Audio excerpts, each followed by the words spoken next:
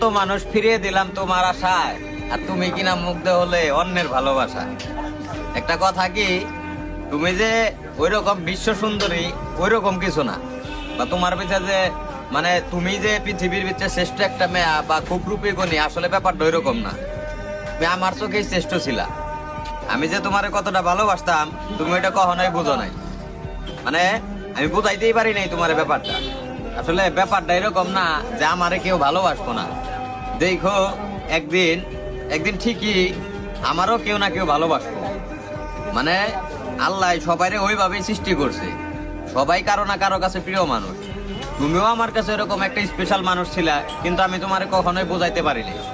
মানে তুমি অন্য কেউ ভালোবাসায় মুগ্ধ হয়ে তুমি শেষমেশ মনে করো আমারে ছেড়ে চলে গেল। একটাবারও আমার কথা ভাবলা না যে যার সাথে এতদিন সময় কাটাইলাম বা যাই করো অভিনয় করো, মানে ওই মানুষটা কেমনে থাকতো। আমি তো তোমার ব্যাপার নিয়ে সবসময় সিরিয়াস থাকতাম। আমি তো সবসময় মনে করতাম যে তুমি আমারে খুব ভালোবাসো।